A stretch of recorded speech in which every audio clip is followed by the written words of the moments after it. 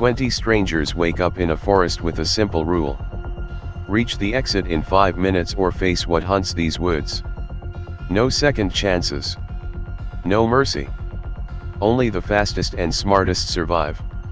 This is their race against time and terror. Rebecca Chen opened her eyes to find herself lying on damp forest ground surrounded by strangers.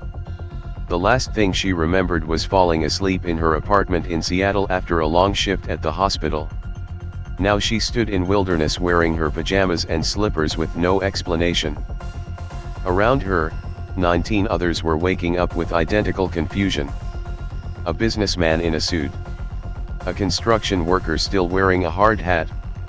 A teacher in casual clothes. A firefighter in off-duty attire. None of them knew how they arrived here or why they had been chosen for this. Around her, 19 others were waking up with identical confusion. A businessman in a suit. A construction worker still wearing a hard hat. A teacher in casual clothes. A firefighter in off-duty attire. None of them knew how they arrived here or why they had been chosen for this. The rules were simple and terrifying. Reach the marked exit before time expires. Move alone or in groups. Do not stop moving. Do not leave the marked path. If caught by the forest guardian, you are eliminated. There are no second chances. Your time starts now and good luck. Marcus Williams, the firefighter, was first to move. His training kicked in immediately. He spotted glowing markers on trees forming a path deeper into the forest. Without hesitation he started running, his boots pounding against the earth. Others scrambled to follow his lead as precious seconds ticked away rapidly and relentlessly. Rebecca ran alongside a young woman named Priya Sharma who identified herself as a software engineer between gasping breaths. Behind them, the businessman, Thomas Bennett, struggled in his dress shoes. The construction worker, Diego Martinez, moved with surprising speed despite his heavy work boots. Everyone pushed their limits knowing failure meant something terrible awaited them in these woods. The forest itself seemed designed to slow them down. Thick roots crossed the path like natural tripwires. Low branches forced them to duck and weave. The trail twisted and turned in ways that made no logical sense. Timer showed 4 minutes 12 seconds remaining. Panic was spreading through the group like wildfire among dry leaves. A scream erupted from the back of the group. Everyone stopped and looked back. The teacher, Linda Hayes, had fallen hard. Her ankle twisted at an unnatural angle. 2 people stopped to help her up but Marcus shouted ahead. "Keep moving or we all die here." His harsh words reflected the brutal reality of their situation. Diego and another runner named Sarah Kim, a nurse, stayed back to help Linda. They lifted her between them and started moving again. The group was fragmenting now. Some sprinted ahead at full speed. Others maintained a steady pace. A few fell behind despite desperate efforts. The forest seemed to grow darker even as morning sun climbed higher overhead. Rebecca stayed in the middle pack with Priya. Both women had good endurance from regular gym routines. Ahead of them, a young man named Jake Morrison, a college athlete, moved with fluid grace. Behind them, Thomas the businessman was wheezing badly. His face had turned an alarming shade of purple from exertion and lack of proper physical conditioning throughout his career. A deep growling sound rolled through the forest from somewhere behind them. It sounded like nothing from the natural world. Part mechanical, part animal, entirely wrong. The holographic timer showed 3 minutes exactly. Whatever the guardian was, it had been released to hunt those who were too slow. Fear gave everyone a second wind suddenly. Marcus reached a fork in the trail. The markers split into 3 different paths going in different directions. No indication which was correct. He hesitated for the first time. Choose wrong and everyone following him would be led astray. Choose right and they had a chance. The weight of leadership crushed down on his shoulders heavily now. Priya caught up and pulled out her phone. Dead battery. but she remembered something from orienteering classes. Moss grows on north side of trees. Sun rises in east.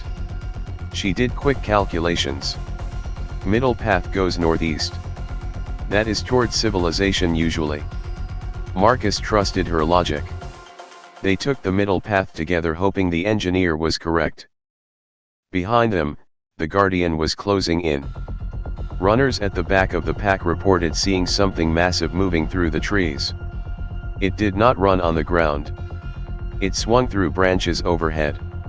Multiple witnesses described long limbs, a body that defied physics, and eyes that glowed with cold intelligence. Whatever it was, it moved faster than any human could. Another scream. This time it was cut short with terrible finality. The holographic display updated with cold efficiency. 19 participants remaining. No one looked back now. No one wanted to know what had happened. They just ran harder, lungs burning, muscles screaming, survival instinct overwhelming everything else, including compassion for the fallen.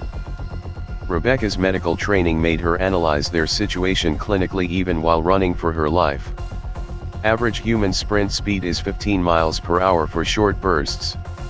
They had been running hard for over 2 minutes already. Fatigue would set in soon. The Guardian could probably maintain speed indefinitely. They needed to be smart, not just fast now. Diego still helped Linda move forward, but they were falling dangerously behind. Sarah the nurse stayed with them, showing incredible loyalty. Linda begged them to leave her and save themselves.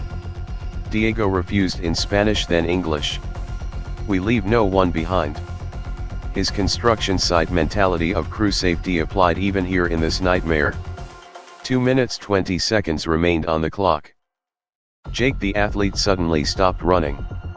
He grabbed a thick branch from the ground and turned to face back down the trail. When Rebecca asked what he was doing, he smiled grimly. Someone needs to slow that thing down. Buy you guys time. College wrestler instincts took over. He was going to fight knowing he probably would not survive it. The sounds of struggle erupted behind them seconds later. Crashing. Shouting. An inhuman shriek that made their blood run cold. Then silence more terrifying than any scream. The display updated again. 18 participants remaining. Jake had bought them perhaps 30 seconds with his life. They ran faster, honoring his sacrifice with speed and determination now. The middle path opened into a wider trail. Marcus recognized this as a good sign. Wider meant closer to civilization usually. The markers glowed more intensely now. Priya pointed ahead where sunlight broke through the canopy in a distinct column of golden light. That might be the exit, she gasped. Everyone pushed toward the light with final reserves of energy. Thomas the businessman collapsed. His heart could not take any more. He waved others past him, gasping for them to keep going. A young woman named Amy Foster, a paramedic, stopped to check his pulse. Cardiac arrest. She started chest compressions, knowing it was probably futile but unable to abandon her medical oath even here in hell itself.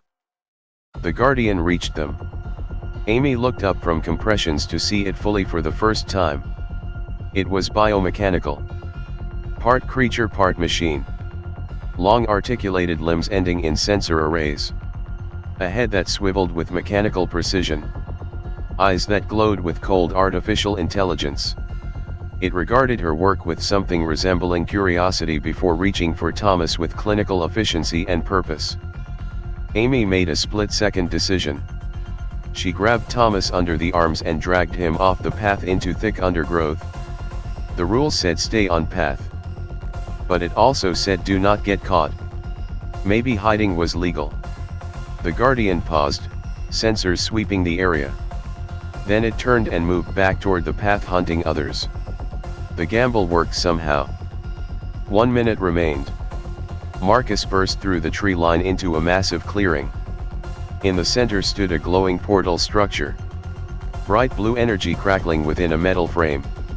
Several runners were already there, hands on knees gasping for air. The exit was real. Salvation existed. He shouted back for others to hurry with everything left in his lungs. Rebecca and Priya emerged together. They saw the portal and sprinted with final energy reserves. Behind them more runners appeared. Diego and Sarah still supporting Linda between them. More stragglers appearing from the forest. But the Guardian was close now. Its mechanical sounds echoed through trees. Branches crashed. 45 seconds left on the timer that meant life or death. The first runners reached the portal and stepped through without hesitation. They vanished in flashes of blue light. Marcus stayed at the edge of the clearing directing traffic like an emergency scene. He counted heads. 15 through safely. 3 more running in. Diego's group close. But where was Amy? Where was Thomas? Did they make it or fall behind? Diego's group crossed into the clearing with 20 seconds remaining. Linda could barely stay conscious from pain, but her rescuers had carried her all the way. Marcus ran to help them. Together the four moved toward the portal. Behind them the Guardian burst from the tree line. It moved with terrifying speed across open ground toward its prey with mechanical determination. Marcus physically threw Linda through the portal. Sarah jumped through next. Diego turned and faced the Guardian with the same courage Jake had shown. "Come on, you mechanical bastard." Marcus grabbed him from behind and pulled him through the portal. Both men vanished in blue light with the Guardian's sensors sweeping the exact spot they had occupied milliseconds before in empty air. 5 seconds. 4. 3. Amy emerged from the forest dragging Thomas, who had regained consciousness. His face showed confusion and pain. The Guardian turned toward them. Too far. They would not make it. Marcus's voice shouted from the portal somehow. "Throw him." Amy understood immediately. She was a trained paramedic. She knew how to move patients fast. Amy lifted Thomas in a fireman carry and sprinted. At 10 feet from the portal she launched him forward with every ounce of paramedic strength. Thomas sailed through the air and through the portal as the timer hit 0. The portal flickered. Amy dove. The Guardian's limb swept through the space where she had been. Everything went white with blue energy everywhere. Rebecca found herself lying on concrete in a completely different location. Around her, 15 other survivors were catching their breath. They were in an abandoned warehouse. Normal afternoon sunlight streamed through broken windows. The smell of industrial decay replaced forest air. No portal. No Guardian. No timer. Just survivors processing what had happened to them in those terrible 5 minutes. Marcus did a head count again. 16 survivors including himself. They had lost 4 people. Jake, who bought them time. Someone early who was caught first. And 2 others who never made it out of the woods. The weight of those losses settled on everyone. But 16 had survived because they worked together and helped each other despite the rules encouraging selfish behavior throughout. Diego checked on Linda. Her ankle was badly broken, but she was alive thanks to him and Sarah refusing to leave her behind. Thomas was recovering from his cardiac episode, breathing more normally now. Amy had saved his life twice. Once with CPR and once with that desperate throw through the portal. Medical professionals had earned their reputation today without any doubt whatsoever. Priya found markings on the warehouse wall. Others had been here before. Dates scratched into concrete going back months. Dozens of groups had gone through the same test. Some had better survival rates than theirs. Some had worse. They were not the first and probably would not be the last to face the forest challenge and its mechanical guardian creature. Rebecca noticed something else. Their phones all worked now. Full battery. Strong signal. But the date was only 1 hour later than when they went to sleep. 5 minutes in the forest. 1 hour passed in real world. Time moved differently there. She shared this observation with the group. The implications were disturbing. Where had they actually been during that test exactly? Marcus proposed they stick together and report what happened. Diego agreed. Priya suggested documenting everything before memories faded. Sarah began taking statements from each survivor. Linda, despite her pain, insisted on adding her account. Thomas recorded video on his phone. Amy checked everyone for injuries systematically. The group was organizing itself naturally despite ongoing shock and confusion. They found the warehouse exit. Outside was a city none of them recognized. Modern but unfamiliar architecture. Signs in multiple languages. People walking by in clothing that seemed slightly wrong. Cars with designs they had never seen before. The street signs said they were in New Seattle. But New Seattle did not exist. Or did it now after their time in that forest? A woman approached them. She wore a uniform they did not recognize. She smiled warmly and congratulated them on surviving the integration test. She explained they had volunteered for this. They had signed contracts they did not remember. They were now citizens of New Seattle, a dimensional hub city. The forest test proved they could adapt and work together under pressure effectively. Marcus demanded answers. The woman remained calm. She explained that New Seattle exists between dimensions. It needs people who can handle stress, think creatively, and cooperate under impossible circumstances. The forest test filters for these qualities. Those who survive are offered citizenship in a place where multiple realities intersect. Those who refuse are returned home with memories altered completely. Rebecca asked what happened to those who died. The woman's expression softened. They are not dead. The Guardian captures, not kills.